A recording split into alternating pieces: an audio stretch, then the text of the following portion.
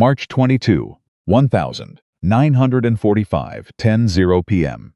The Rhine River, black water, freezing cold, 300 yards wide, and 6,000 American soldiers climbing into wooden boats with nothing but rifles, bayonets, and the absolute insanity of one general's order ringing in their ears. No artillery, no bombers, no smokescreen, no airborne support, nothing. Just darkness, silence, and the sound of paddles cutting into the current. 200 miles to the north, 1 million men were still waiting. 4,000 artillery pieces were still loaded. 30,000 paratroopers were still on the ground. The most expensive, most carefully planned military operation in European history was still sitting on a table, waiting for the perfect moment that never seemed to arrive. But here, at Oppenheim, on a nameless stretch of the Rhine that nobody in London or Berlin thought mattered, the war was about to change forever. In 24 hours, George Patton would do something that Bernard Montgomery had spent 3 months insisting was impossible. And when Winston Churchill read the telegram, he would laugh a laugh that had nothing funny in it at all. Don't forget to hit like, subscribe, and turn on notifications so you never miss our next video. Join us as we explore more stories, historical events, and inspiring moments from the past. Be part of our community, and let's discover history together. Before we go any further, you need to understand what was actually at stake on that river. Because this wasn't just about 2 generals with bruised egos. This was about a single question that would define the rest of the war, and maybe the rest of the 20th century. The question was simple. How many lives is perfection worth? March 1945. The war in Europe had been grinding for nearly 6 years. The Allies had broken out of Normandy, raced across France, survived the shock of the bulge. Germany was bleeding from both sides. The Soviets crushing in from the east. The Americans and British pushing from the west. Hitler's Reich was dying. Everyone knew it. But dying isn't the same as dead. And between the Allied armies and the industrial heart of Germany stood the Rhine, 300 to 1,000 wide, depending on where you measured it. Fast-moving, ice-cold, running through terrain that turned its eastern banks into natural fortress walls. Hitler had ordered every bridge destroyed, every crossing point fortified, every machine gun nest and artillery position prepared and manned. He had ordered his commanders to hold the Rhine at all costs, because he understood what the Allies understood. Whoever crossed that river first would end the war. The Allied High Command had given that crossing to Field Marshal Bernard Montgomery, Monty the hero of El Alamein, the man who had ground Rommel into the North African sand through sheer methodical superiority to the British establishment. Montgomery was the greatest military mind since Wellington. To Eisenhower, he was a political necessity. To George Patton, he was something considerably less printable. Montgomery had been planning Operation Plunder since January. 2 full months of preparation. By mid-March, the buildup along the northern Rhine was unlike anything seen since D-Day. 1 million soldiers, 4,000 artillery pieces positioned wheel to wheel along the riverbank, 30,000 paratroopers from the British 6th Airborne and the American 17th Airborne ready to drop behind German lines, 3,000 bombers fueled and waiting, mountains, literal mountains, of ammunition stacked in supply dumps that stretched for miles. German reconnaissance aircraft flew over every single day and photographed all of it. They knew exactly where Montgomery would cross. They knew the date. They knew the hour. They reinforced accordingly, pulling divisions from quieter sectors, digging deeper, laying more mines, registering every likely crossing point with their artillery. Montgomery knew they knew. He didn't care. His philosophy was absolute. When you hit with everything. Surprise is a luxury. Overwhelming force is a certainty. His target date was March 24th. Everything would be ready by March 24th. And on March 24th, Germany's last natural defense would crumble under the most devastating concentration of firepower in the history of warfare. Churchill watched the buildup from London with growing irritation. Every day of delay was another day of war, another day of casualties, another day for the Soviets to advance deeper into Central Europe. He sent messages. Eisenhower sent messages. Montgomery acknowledged the messages and continued preparing. 200 miles to the south, in the headquarters of the American Third Army, George Smith Patton Jr. was staring at a map and feeling something very close to physical pain. Patton was 59 years old in March 1945, and he had been fighting his whole life, first in imagination, then in reality, for a moment exactly like this one. Born in San Marino, California, in 1885, raised on stories of Confederate cavalry charges told by veterans who had ridden with Jeb Stuart. He had grown up believing that war was the highest expression of human will, and that speed was the highest expression of war. He had read Caesar and Xenophon the way other boys read adventure novels. He had graduated from West Point, fought Pancho Villa in Mexico, commanded tanks in the First World War, and spent the 2 decades between the wars studying, writing, and thinking about armored warfare with obsessive intensity that unnerved his colleagues. He was, by any objective measure, the most instinctively gifted battlefield commander the United States produced in the 20th century. He was also spectacularly difficult. He wore ivory-handled revolvers on his hips. He delivered speeches to his troops that made the censors weep. He slapped a shell-shocked soldier in a Sicilian hospital and nearly ended his career. He believed, genuinely and completely, that he had fought in previous lives, that his soul had inhabited the bodies of Carthaginian soldiers and Napoleonic cavalrymen, and every warrior in every age who had ever chosen audacity over caution. His relationship with Montgomery was one of the great sustained mutual hatreds of the war. Patton called Montgomery a tired little fart. Montgomery referred to Patton as that awful man. But beneath the personal venom was something real, a profound disagreement about the fundamental nature of warfare. Montgomery believed in the set-piece battle, in eliminating variables until victory was mathematically inevitable. Patton believed that the variable you can never eliminate is time, and that every hour you spend preparing is an hour you give your enemy to prepare against you. By mid-March 1945, Patton had been watching the Rhine for weeks, running his finger along the map, looking for the place where Montgomery's logic broke down, and he found it at Oppenheim.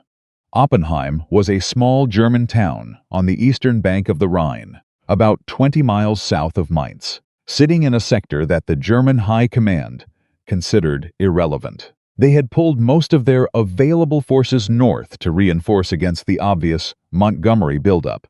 The crossings near Oppenheim were held by a single division, the 159th Infantry, understrength and poorly supplied. There were no heavy artillery concentrations, no armored reserves positioned nearby, no expectation that any rational Allied commander would attempt a crossing in that sector without at least weeks of preparation.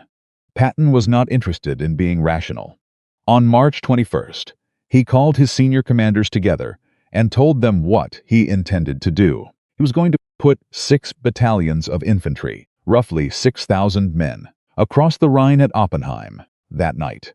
With no artillery preparation, no air support, no smokescreen, nothing but assault boats, the darkness and surprise. His engineers looked at him. His staff officers looked at each other. The Rhine at Oppenheim was 300 yards wide, fast-moving, and defended. Any military textbook published in the preceding 50 years would have described what Patton was proposing as suicidal. A river crossing of this scale, against any prepared defense, required massive fire support. You bombarded the far bank first. You blinded the defenders with smoke. You dropped airborne troops behind their lines to prevent reinforcement. You did not paddle across in the dark and hope for the best. But Patton had been watching the German positions through his own reconnaissance, and he had noticed something. The German defenders at Oppenheim were alert, but thinly spread. Their strength was in firepower, not numbers. If you could get across before they could organize a coherent response, before they could bring up reserves from the north, before the machine guns could be properly sighted, and the artillery registered on a bridgehead you didn't yet have, you could potentially establish a crossing at a fraction of the cost that Montgomery's carefully prepared assault would pay against fully alerted defenders. The key word was speed. Get across fast. Get infantry on the eastern bank fast. Get engineers building a pontoon bridge fast. Get armor across fast. Move so quickly that the German command structure, which was already strained and fragmented, couldn't react before the fact was accomplished. He told his staff, a good plan violently executed now is better than a perfect plan executed next week. He had said it before. He would say it again. But that night, on the banks of the Rhine, it was not a slogan. It was a calculation. The preparation that followed was deliberately invisible. No massive supply dumps that German reconnaissance aircraft could photograph. No artillery parks stretching for miles along the riverbank. Patton moved his assault forces into position under cover of darkness, using routes that avoided German observation posts. The boats were brought up quietly. The engineers made their preparations without the giveaways that had announced Montgomery's buildup to every German commander on the northern Rhine for 3 months. The soldiers who climbed into those wooden assault boats on the night of March 22nd knew exactly what they were doing and exactly what the risk was. They were crossing a major river obstacle against a prepared enemy, at night with no preparatory fire, no smoke, no air support, and no airborne troops to block German reinforcements. If the German defenders were alert, if a sentry heard the boats, if a flare went up at the wrong moment, the men in those boats would be caught in open water with nowhere to go and no cover. The casualty rate could have been catastrophic. Patton stood on the western bank and watched them go. The Rhine was black and cold and fast. The boats spread across the current, soldiers paddling hard and quiet, faces every man understanding that the next few minutes would determine whether this was a legend or a massacre. The only sounds were the slap of water against wood and, faintly, 200 miles to the north, the distant rumble of Montgomery's supply convoy, still moving ammunition, sections that wouldn't fire for another 48 hours. The German sentries on the eastern bank heard nothing until the first boats grounded on the shore. By then it was already too late.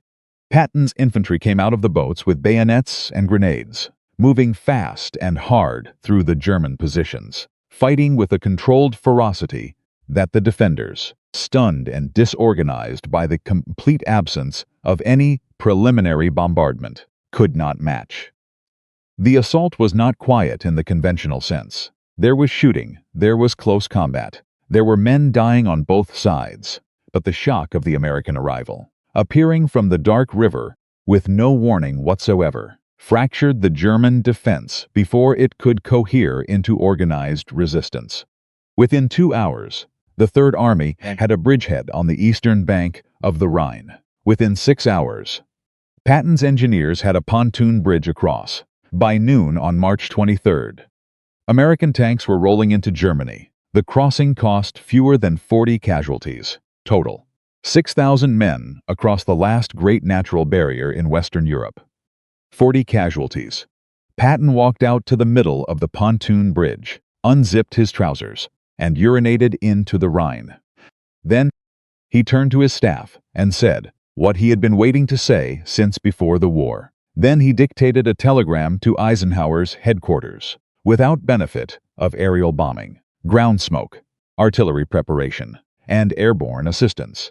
The Third Army, at 22:00 hours, Thursday evening, March 22nd, crossed the Rhine River. The telegram reached London in the early hours of March 23rd. Churchill was awake, as he nearly always was, moving through the war rooms with brandy in one hand and a cigar in the other, studying maps that by now he knew as well as the rooms of his own house. An aide handed him the message. He read it once. He read it again, and then, in the concrete silence of the war rooms, Winston Churchill began to laugh. It was not a warm laugh. It was the laugh of a man who had just watched something impossible happen and was still in the process of understanding what it meant. He looked at the maps, at pins marking them, Montgomery's vast and elaborate buildup in the north, at the supply dumps and the artillery parks, and the airfields crowded with bombers, still waiting for the order to go. All of it sitting there in perfect readiness for a crossing that Patton had already made with 6,000 men and a clear night. The mad cowboy, Churchill said, has actually done it. But then his face changed, because the implications of what Patton had done were not just military. They were a verdict. For 3 months, Montgomery had insisted that a Rhine crossing, without massive preparation, was suicide. He had resisted every suggestion of a faster, more audacious approach. He had watched the buildup grow larger and the target date recede, and the German defenses on the northern Rhine grow stronger. And he had maintained that this was the only responsible way to proceed. Patton had just proven, with 40 casualties, that Montgomery was wrong. Churchill stared at the map for a long time. Then he dictated a message to Montgomery, and his words carried a weight that everyone who read them understood perfectly. The enemy had the pleasure of catching us unprepared. One small American unit has crossed the Rhine with ease while we are still massing. In the north, Montgomery's headquarters absorbed the news in silence. Operation Plunder was still 2 days away. Everything was ready. 1,000 guns, 30,000 paratroopers, 3,000 bombers, 1 million men. All of it prepared, all of it waiting. And 200 miles to the south, the Third Army was already driving east toward Frankfurt. What Churchill said that night in the war rooms would never be fully quoted in the official histories, but the men who were there remembered it. They remembered the bitterness in his voice when he spoke about the month that had been spent preparing for a crossing that one American general had made in a night. They remembered him standing over the map, cigar burning down between his fingers, staring at the place called Oppenheim. And they remembered the question he asked, quietly, almost to himself. How many of Montgomery's men, he said, are going to die crossing a river that was already crossable 3 months ago? The answer was coming. Operation Plunder launched on schedule on March 24th, and it was everything Montgomery had promised. 1,000 guns firing simultaneously, waves of bombers turning the sky black, paratroopers dropping into the pre-dawn darkness behind German lines. It was magnificent, overwhelming, and precisely, meticulously executed. It was also crossing a river that someone else had already crossed. But here is what nobody in London, nobody in Montgomery's headquarters, and nobody in the German High Command yet understood. Patton wasn't stopping at the Rhine. He wasn't securing a bridgehead and waiting for orders and consolidating his position according to the approved plan. He was already gone, driving east at full speed with 3 divisions across the river and more crossing every hour. And the German front south of the Ruhr was not bending. It was collapsing. And the question now, the question that would define the final weeks of the war in Europe, was whether one general's audacity on one cold night in March could do what 1 million men with 4,000 artillery pieces had taken months to attempt. In Part 2, we'll follow Patton's tanks as they race across Germany faster than any army in history. Watch the German command structure fall apart in real time, and discover exactly what Eisenhower decided to do when he realized that the war had just changed its shape entirely. Because what happened after the Rhine crossing wasn't just a military campaign. It was something closer to a pursuit. And the men being pursued were beginning to understand, for the first time, that it was over. The only question left was how many of them would survive the ending. Patton had done the impossible. 6,000 men, one night. Fewer than 40 casualties. The Rhine, the last great barrier between the Allied armies and the heart of Germany, was broken. But crossing the Rhine was one thing. What came next was something the Allied High Command had not fully prepared for, because Patton wasn't slowing down. He wasn't consolidating. He wasn't waiting for orders or supply convoys or permission from anyone. He was driving east at full speed, and the German army in his path was not retreating in good order. It was dissolving. Within 48 hours of the Oppenheim crossing, the scale of what Patton had triggered became clear. 3 full divisions of the Third Army were across the Rhine.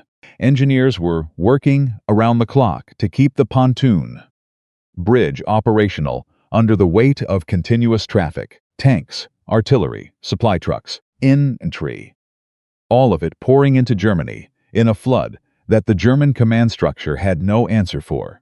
The German 7th Army, which had been responsible for holding the Rhine sector opposite Patton's crossing point, had effectively ceased to exist as a coherent fighting force.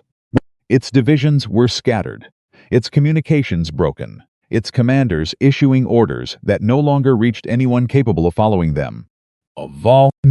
Prisoners were streaming in faster than the Third Army's processing units could handle them. Some German units were surrendering to the first American soldier they could find, any American soldier, because they understood that the alternative was being caught in the open by Patton's advancing armor, and that was not a survivable experience. Patton's men moved through this collapsing landscape at a pace that defied the conventional understanding of how armies operate. In a single day, March 25th, Third Army units advanced 40 miles into Germany, 40 miles, in one day, through territory that the German High Command had expected to hold for weeks. Towns fell before the defenders could organize. Road junctions were captured before demolition charges could be set. Supply dumps were overrun with their contents intact, which Patton's fuel-hungry tanks absorbed immediately and used to drive further east. The philosophy that Patton had been arguing for his entire career was proving itself in real time. Speed was protection. Speed was the thing that prevented the enemy from organizing, from reinforcing, from turning a retreat into a defense. The faster you moved, the fewer casualties you took, because a disorganized enemy cannot aim, cannot coordinate, cannot do anything except run or surrender. In the north, Operation Plunder launched on schedule on March 24th, exactly as Montgomery had planned. 1,000 guns fired simultaneously. The sky turned black with bombers. 30,000 paratroopers dropped behind German lines in the largest airborne operation since Market Garden. It was overwhelming. It was magnificent. And the German defenders on the northern Rhine, who had been watching that build-up for 3 months and had prepared accordingly, fought back with a ferocity that the more lightly defended crossings further south had not produced. Montgomery's men crossed. They established their bridgeheads. They fought hard, and they died in numbers that, while acceptable by the brutal accounting of military operations, were considerably higher than the 40 casualties Patton had paid 2 days earlier for the same result. The British press celebrated Operation Plunder as a triumph, which it was. But the numbers told a different story, and the officers who understood the numbers could not stop thinking about what those numbers meant. Eisenhower was one of them. The supreme Allied commander had, if commandant, he'd spent the war managing the competing EGOs and 3 national priorities of an alliance whence that sometimes seemed to be fighting itself as hard as it was fighting Germany. He had given Montgomery the Rhine crossing as a concession to British prestige, understanding that Monty's meticulous approach was partly a political performance designed to demonstrate the continued importance of British arms in a war that American industrial power was increasingly dominating. He had tolerated the delays, the buildup, the endless preparations, because the political cost of overruling Montgomery was higher than the military cost of waiting. Patton had just changed that calculation completely. On March 25th, Eisenhower flew to Patton's headquarters in a converted German farmhouse somewhere east of the Rhine. He found Patton at a map table, as always, tracing the day's advances with his finger, his face wearing the expression of a man who has been vindicated so thoroughly that vindication itself has become almost beside the point. George, Eisenhower said, looking at the map, at the arrows pushing east that were already deeper into Germany than anyone had expected to be for weeks. How do you do it? Patton looked up. Ike, he said, I just do it. It was not a complete answer, but it was the honest one. What Patton did was not reducible to a formula or a doctrine. It was a way of seeing warfare, a fundamental orientation toward action, over planning, toward the calculated risk taken immediately over the perfect plan executed too late. It was the thing that could not be taught in staff college or extracted from doctrine manuals. The willingness to commit fully and immediately to a course of action based on incomplete information, trusting that speed itself would solve the problems that more information was supposed to prevent.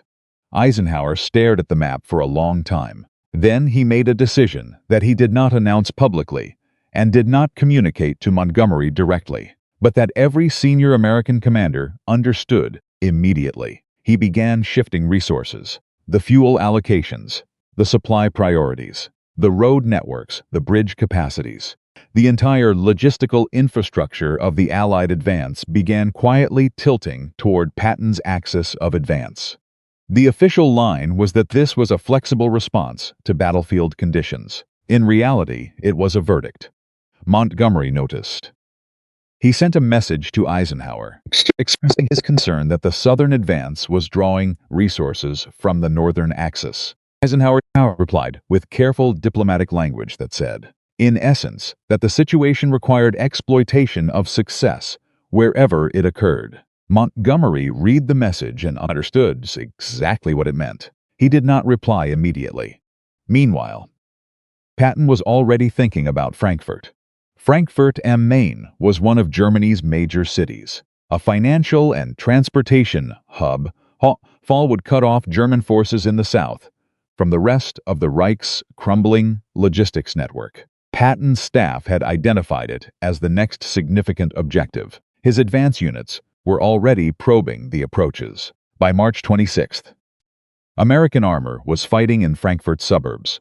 The German defenders in Frankfurt were a mixture of regular army units, SS formations, and Volkssturm, the Home Guard militia composed of men too old or too young for the regular army, armed with whatever weapons could be scraped together, fighting in a city that their own high command had declared a fortress. The orders from Berlin were to hold. The reality on the ground was that Patton's Third Army was arriving from a direction the defenders had not fully prepared for, moving at a speed that compressed the time available for organized resistance to near zero. Frankfurt fell on March 29th, 7 days after Patton had crossed the Rhine at Oppenheim. With wooden boats and no artillery preparation, his forces had advanced more than 60 miles and captured one of Germany's most important cities.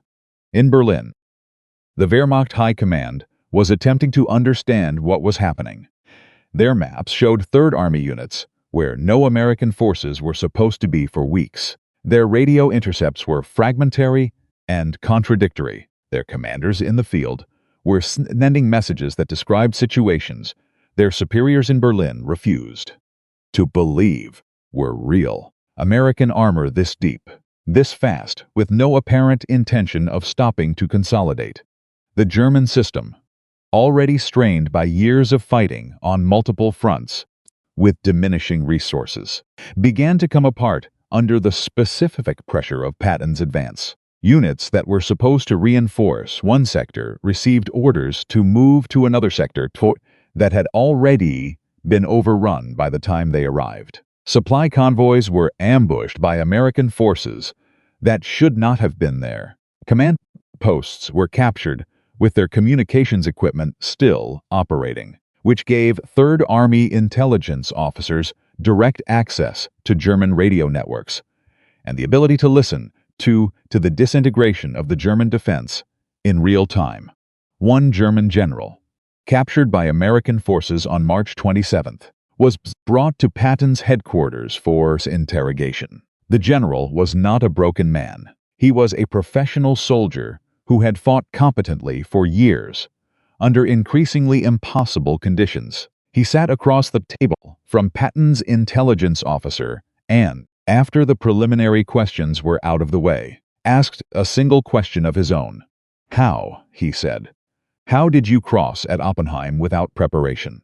The intelligence officer looked at him. General Patton crossed because General Patton does not wait for conditions to be perfect. The German general considered this for a moment. Then he nodded, slowly, as if something he had suspected for a long time had just been confirmed. "We were told," he said, "that the crossing would come in the north. We prepared for the north." "You prepared for Montgomery," the intelligence officer said. "Yes, that was your mistake." Back in London, Churchill was receiving daily reports on the Third Army's advance, and his private comments were becoming less careful. He had spent months defending Montgomery's deliberate approach to his own skeptical chiefs of staff, arguing that Monty's caution was the product of experience, and that the Rhine crossing would justify the preparation. He no longer made that argument. Instead, he began asking questions about what the Allied campaign might have looked like if Patton's philosophy had been given more room earlier. Those questions had no clean answers. But they pointed towards something that the military professionals around Churchill were beginning to acknowledge, that the greatest danger in warfare is not insufficient preparation. It is the preparation that becomes its own objective. The plan that grows so elaborate and so carefully defended that the moment it was designed to exploit has already passed before the first shot is fired. Patton had understood that from the beginning. The Rhine proved it that no argument, no doctrine paper, no staff college lecture ever could.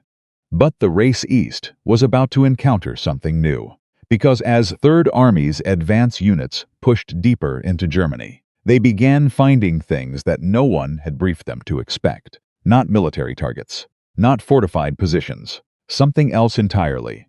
In a forest in central Germany, an American reconnaissance unit stumbled onto a facility whose existence transformed the nature of what the Allied armies were fighting for. What they found there would not appear in the official reports for days. But when it did, it would change the way everyone, from Eisenhower to Churchill, to the soldiers in Patton's advancing columns, understood what the war had actually been about. And Patton, when he was told, drove there himself.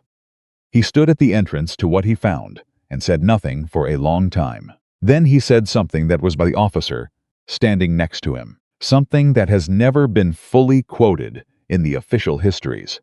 What he said and what he did next is where Part 3 begins. Patton had crossed the Rhine in silence. Frankfurt had fallen in 7 days. The German front south of the Ruhr was not retreating. It was collapsing, and in a forest in central Germany. Patton's units had found something that no briefing had prepared them for, something that changed the meaning of everything. But before we get there, understand what was happening to the German military machine. In the last week of March 1945, because the numbers tell a story that the official histories tend to understate. In the 72 hours following the Oppenheim crossing, Third Army captured more than 12,000 prisoners, 12,000 men who had been ordered to hold the Rhine and instead handed their weapons, Syrian soldiers young enough to be their sons. German unit cohesion, which had held remarkably well through 5 years of increasingly catastrophic war, was fracturing under the specific pressure of Patton's speed, and the German High Command was only beginning to understand why.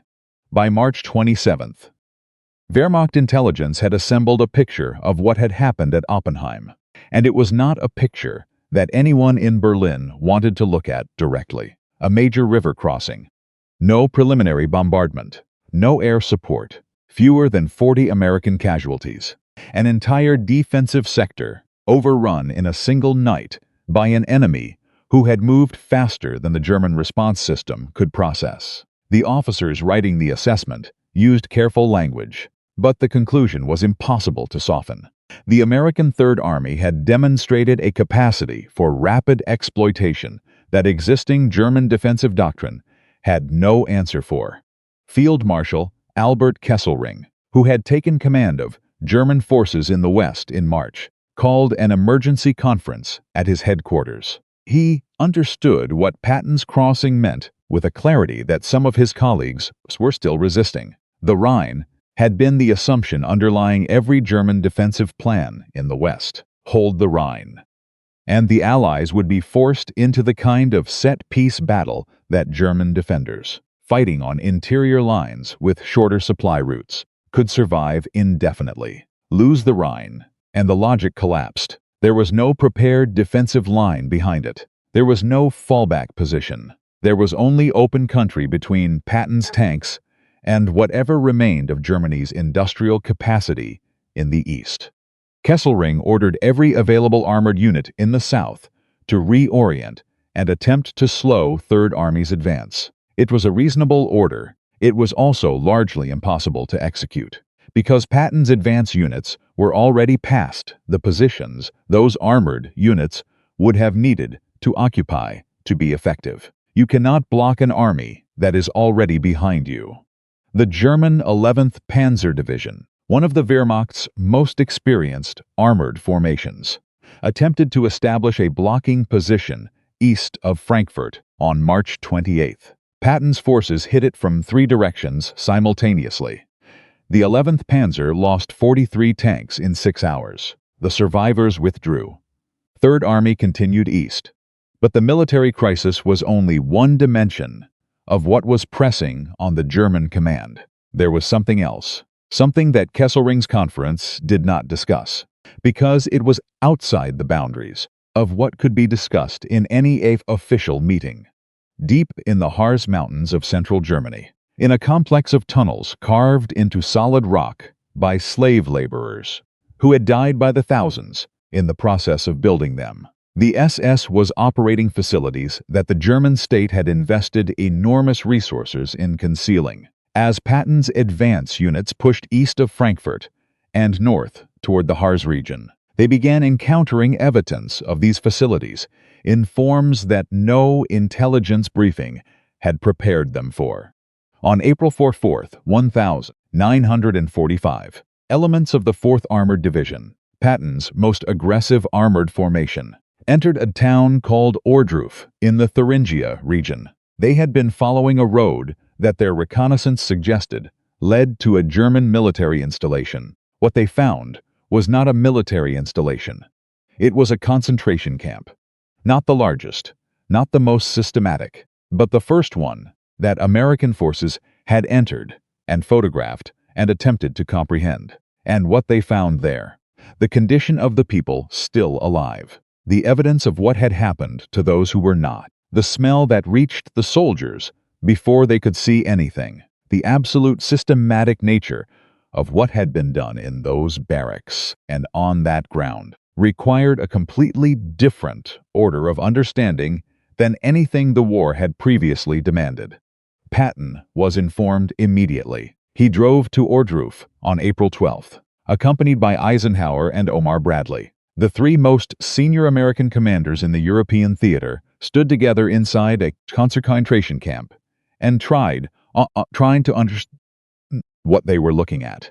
Eisenhower ordered that every available American soldier in the vicinity, every man not on the front line, be brought to Ohrdruf and made to walk through it. He understood something in that moment that went beyond military strategy. He understood that what had happened there would be disbelieved. He ordered photographs. He ordered written records. He ordered that German civilians from the surrounding town be brought in and made to bury the dead with their own hands.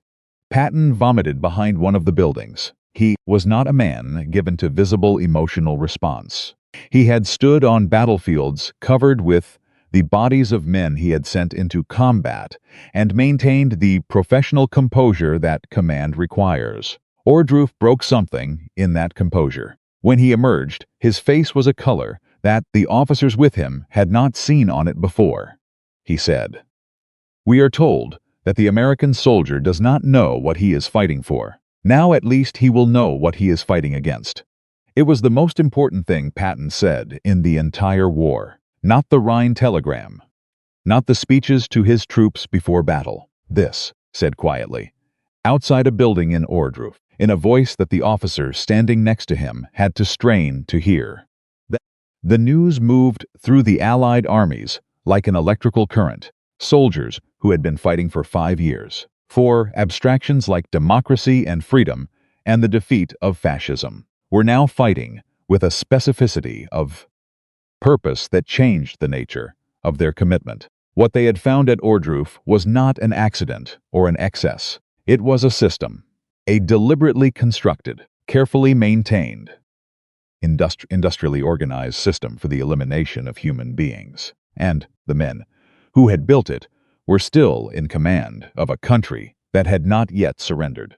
The pace of the Allied advance accelerated, not because of new orders, not because of changed logistics or additional resources, because of what the soldiers now knew they were racing toward. Every day of continued resistance was another day of operation for facilities like Ordruf.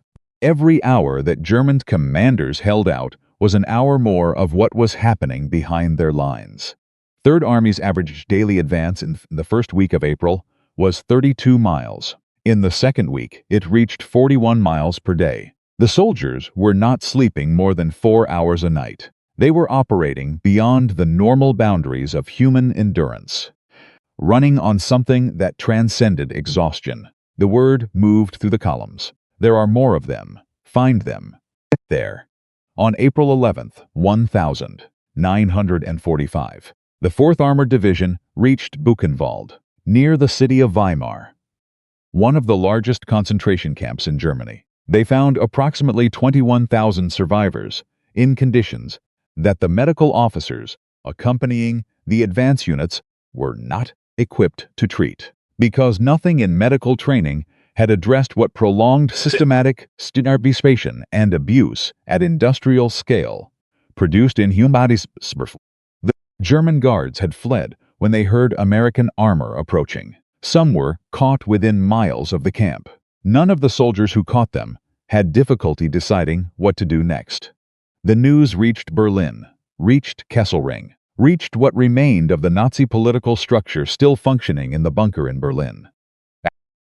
Their response was to order continued resistance. Their logic, to the extent that it remained coherent, was that continued fighting might produce some negotiated outcome that a complete collapse would not. It was a logic that required ignoring what was being men found the camps, which was not difficult for the men who had built the camps, but was impossible for anyone outside that system to accept. By mid-April, the strategic situation was beyond recovery for Germany by any rational assessment. Patton's Third Army was pushing into Czechoslovakia and Austria. The British and Canadians were clearing the northern Netherlands and approaching the Baltic. The Soviets were massing for the final assault on Berlin. German forces were still fighting, still dying, still killing, in a situation that every professional soldier on the German side understood was finished. The question was no longer whether Germany would surrender. It was how many more people would die before it happened. Patton pushed that question with everything he had. He pushed east toward Prague. He pushed into Austria toward Linz. He sent his units driving down roads that German commanders were still defending from positions that made no military sense, that could not be held and could not be reinforced, and served no purpose except the prolongation of resistance for its own sake. He also sent small, fast units racing toward concentration camp locations that Allied intelligence had identified in the region. On April 29th, a task force from Third Army liberated the Flossenburg concentration camp. On May 4th and 5th, advancing American units reached Mauthausen and its subcamps in Austria. They found conditions comparable to what had been found at Ordruf and Buchenwald, which meant conditions beyond what most of the soldiers who entered those gates and ever five words for to describe.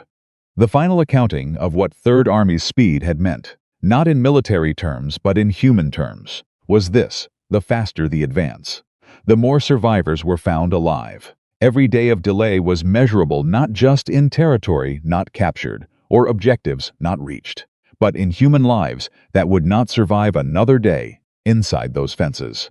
Patton had spent his career arguing that speed saves lives. He had meant the lives of his own soldiers. He had not anticipated that the same principle would apply in a completely different dimension, that the audacity that crossed the Rhine in one night would translate directly into survival.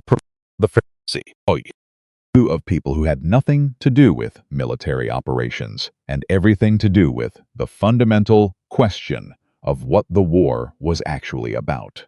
When the German surrender came on May 8, 1945, Patton was at his headquarters in Regensburg, Germany. His Third Army had advanced further and faster than any force in the history of the war in Europe, had liberated more territory, had taken more prisoners, had suffered, proportionally, fewer casualties than any comparable force operating in the same theater, and had found, in the forests and mountains of Germany and Austria and Czechoslovakia, evidence of what the war had been fought to stop.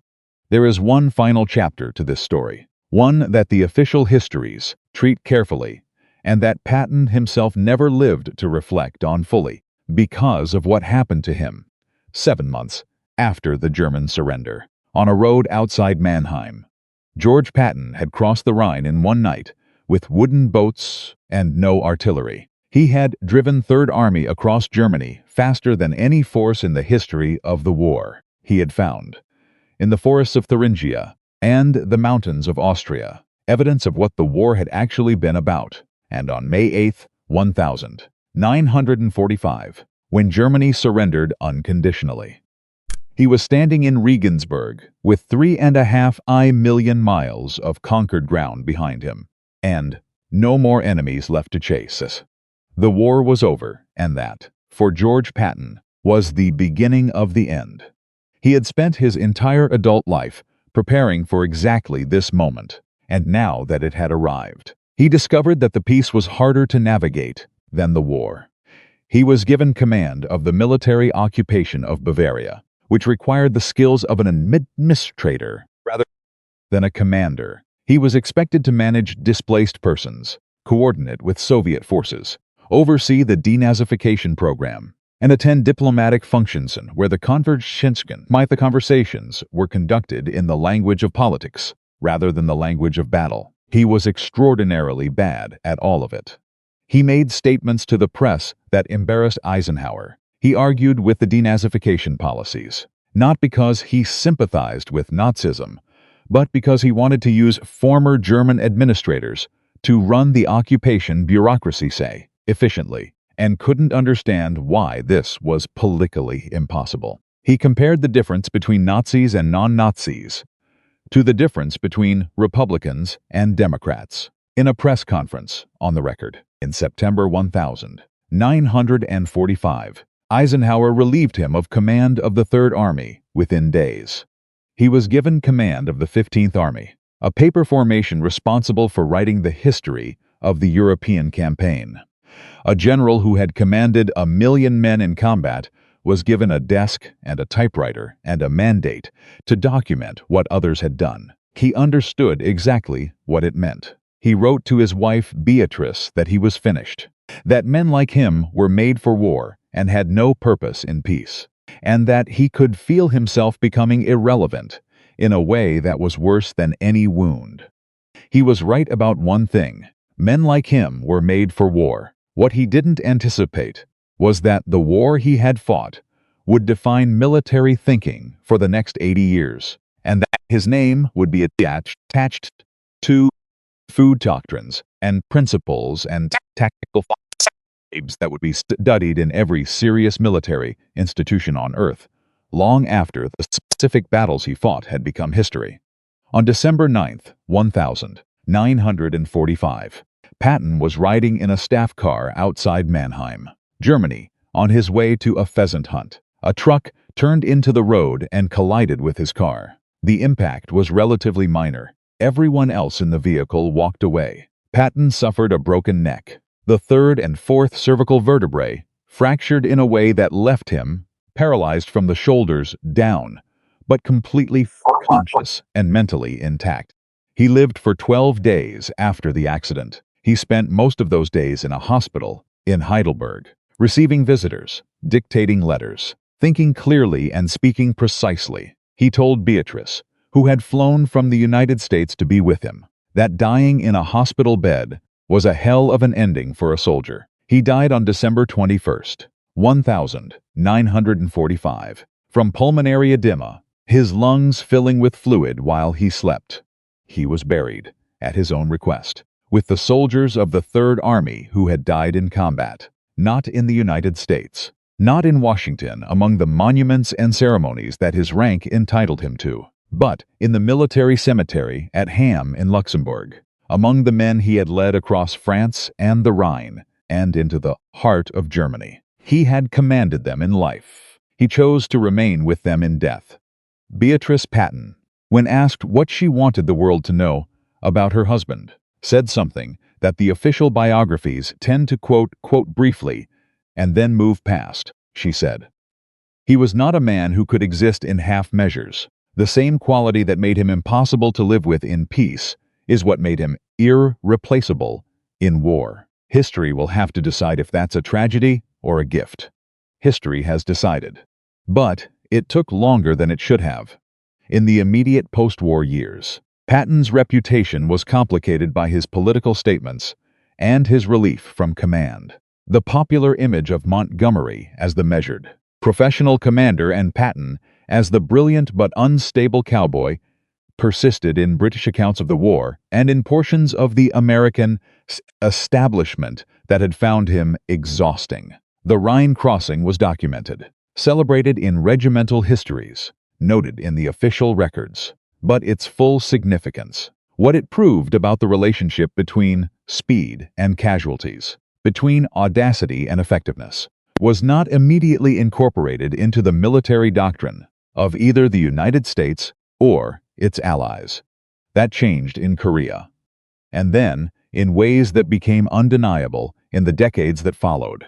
The principles that Patton had demonstrated on the Rhine, the philosophy that a good plan violently executed now is better than a perfect plan executed next week, became the foundation of American armored doctrine through the 1950s and 1960s. The air-land battle doctrine developed by the United States Army in the 1970s and 1980s, the doctrine that defined American military thinking through the end of the Cold War and into the conflicts that followed it, was built on concepts of speed, initiative, and deep exploitation of enemy vulnerabilities that trace directly back to Patton's approach. The officers who wrote that doctrine had studied the Rhine crossing. They had studied the race across France.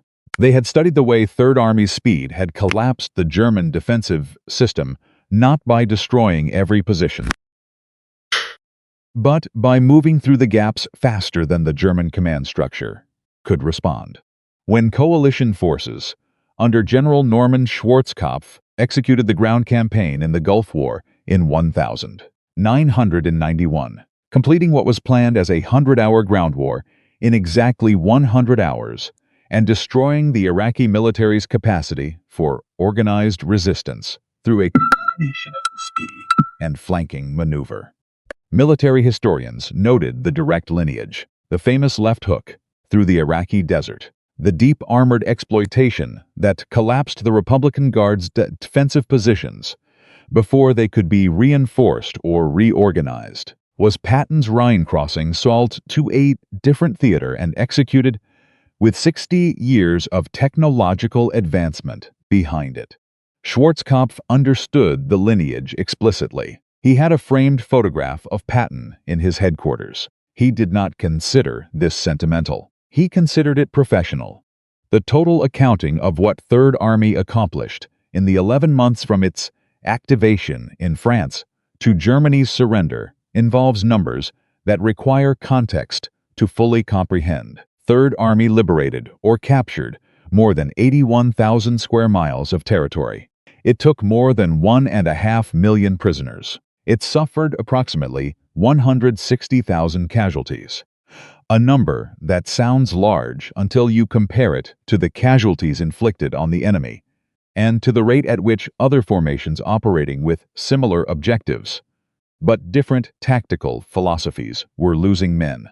The Rhine crossing at Oppenheim, specifically, with its fewer than 40 casualties, to secure a bridgehead that unlocked the entire southern German defensive line, represented a ratio of effectiveness to cost that military analysts have studied for decades. Not because it was the most dramatic operation of the war, but because it demonstrated, with the clarity of a controlled experiment, what the difference between audacity and caution actually cost in human lives. Montgomery's Operation Plunder, launched 48 hours later with 1 million men and 4,000 artillery pieces, succeeded in its objectives and was by any conventional measure a brilliant military achievement. It also cost considerably more than 40 casualties. The specific comparison is uncomfortable, which is perhaps why it appears briefly in most official histories and at length in very few.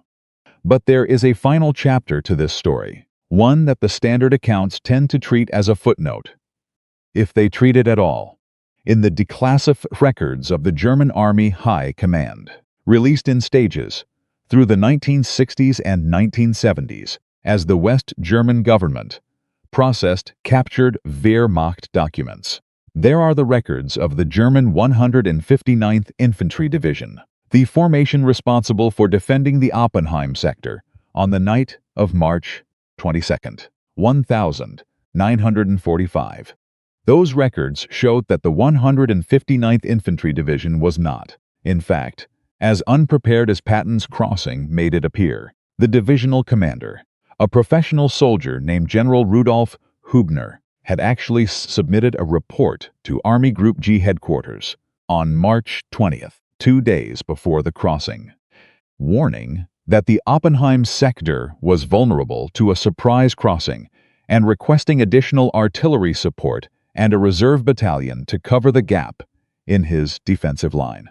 The request was denied, not because it was unreasonable, but because Army Group G headquarters was focused entirely on the buildup opposite Montgomery's position in the north. Every available reserve, every additional artillery battery, every reinforcement that could be scraped together, the crumbling German force structure from the German force structure was being directed north to face what German intelligence correctly identified as the main Allied effort. Hübner's report was filed. His request was refused, and 2 nights later, Patton's boats crossed the Rhine at exactly the point where Hübner had predicted they would be most dangerous.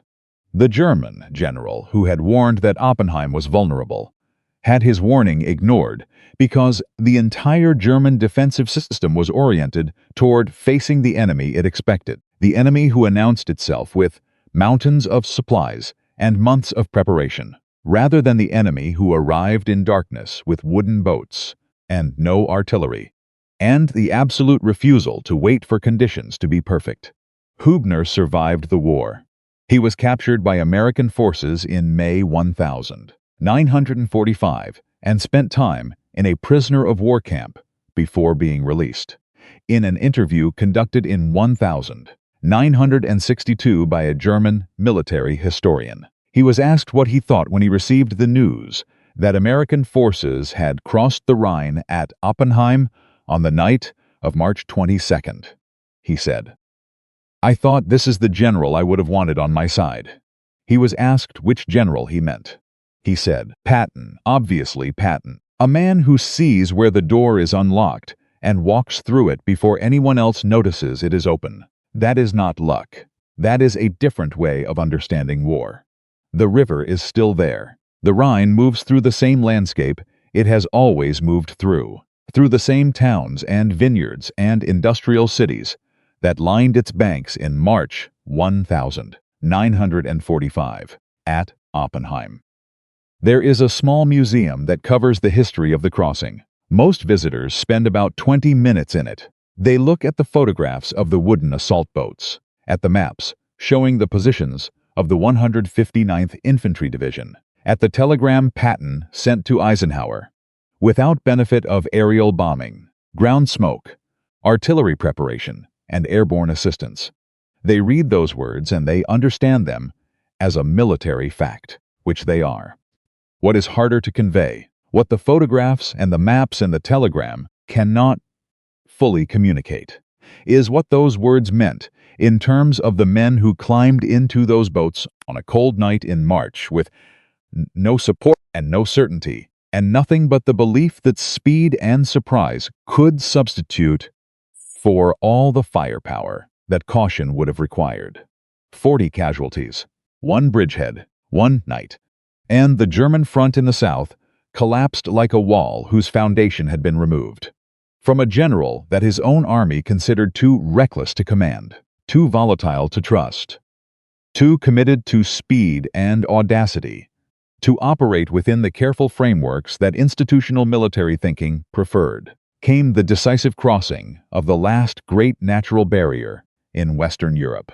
Patton proved that the cost of waiting for perfection is paid in the lives of the men who wait, and in the lives of everyone who suffers while the waiting continues. Third Army liberated more than 32 concentration camps and subcamps in the final weeks of the war. 32.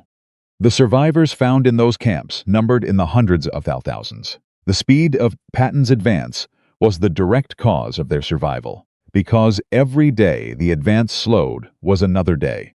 Those facilities remained operational.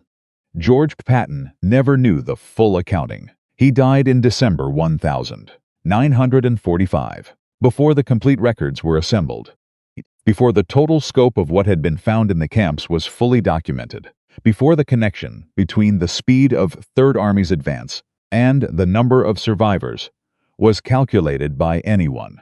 But he knew what he had found at Ohrdruf. He knew what he had ordered. Get there faster, find them, don't stop.